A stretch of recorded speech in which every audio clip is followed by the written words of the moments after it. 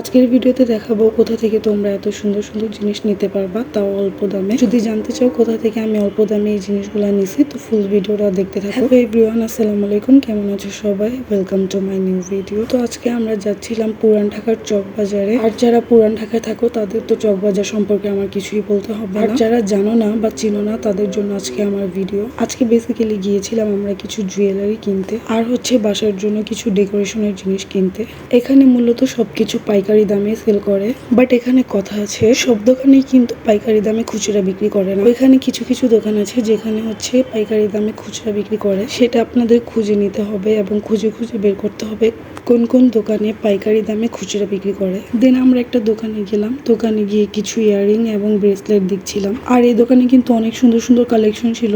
Earring, bracelet, fingering সবকিছুর collection কিন্তু অনেক সুন্দর ছিল এই দোকানের, এবং প্রাইসও খুব কম ছিল।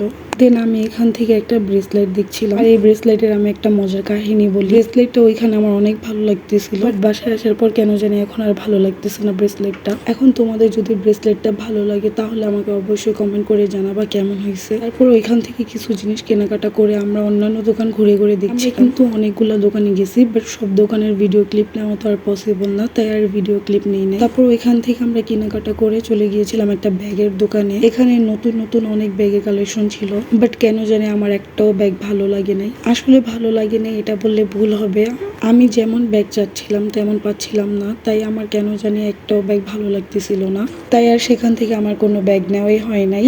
তারপর আর কি করার, সেখান থেকে চলে যায় আমার আম্মুর জন্য চুড়ি কিনতে। আর আমার আম্মু কিন্তু চুড়ি খুবই পছন্দ করে। যখনই মার্কেটে যাই, আম্মু আর কিছু বলুক না বলুক, শুধু বলবে ওনার জন্য চুড়ি কিনতে। যাই হোক, তারপর চুড়ি কিনে আমরা চলে গিয়েছিলাম বিসমিল্লাহ টাওয়ারে। আর এখানে কিন্তু টাওয়ারও ভাগ করা, এক একটা টাওয়ারে এক একটা জিনিস। আমরা গিয়েছিলাম বিসমিল্লাহ টাওয়ারে। আর বিসমিল্লাহ টাওয়ারে কিন্তু শুধু রুম ডেকোরেশনের জিনিস, যেমন ফ্লাওয়ার, ঘড়ি, দেন হচ্ছে কাচের জিনিসপত্র, মানে রুম ডেকোরেশনের আইটেম সব। তারপর হচ্ছে আমরা কিছু ফ্লাওয়ার আর রুম ডেকোরেশনের জিনিসপত্র দেখতেছিলাম। আর আপু অলরেডি একটা টপ কিনছে ফুলের। ওর এখান থেকে রুম ডেকোরেশনের জিনিস কিনে আমরা চলে আসছিলাম একটা কাচের দোকান, মানে কাচের জিনিসপত্র কিনতে। দেন অলরেডি আমাদের কাচের জিনিসপত্র কেনা শেষ।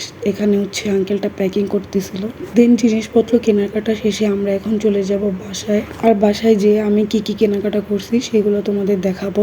তো আমরা কিন্তু অলরেডি রিক্সা নিয়ে নিছি এবং রিক্সা নিয়ে এখন যাব বাসায়। আর এখনকার রাস্তাঘাটে এমন জ্যাম, 2-3 ঘন্টা রাস্তায় বসে থাকতে হয়। তো ফাইনালি আমরা বাসায় এসে পড়ছি। দেন বাসায় যেয়ে রেস্ট নিয়ে আমি কি কি কেনাকাটা করছি সেটা দেখাচ্ছি তোমাদের। এই 3টা কানের দুল হচ্ছে নদী নিছে, এই কানের দুলটাও নদী নিছে, আর আমি এই 2টা ফিঙ্গারিং নিছি। দেন এক জোড়া কুন্দনের চুড়ি কিনছি। তারপর হচ্ছে আমার খুবই পছন্দের একটা কানের দুল দেখাচ্ছি তোমাদের। এটা আমার খুবই পছন্দ হয়েছে। আর ওই কানের দুলটার প্রাইস ছিল মাত্র 350 টাকা, আর ফিঙ্গারিং এর প্রাইস ছিল মাত্র 80 টাকা করে। ব্রেসলেটের দাম হচ্ছে কালোটা 150 টাকা আর সাদা পাথরেরটা হচ্ছে 100 টাকা করে।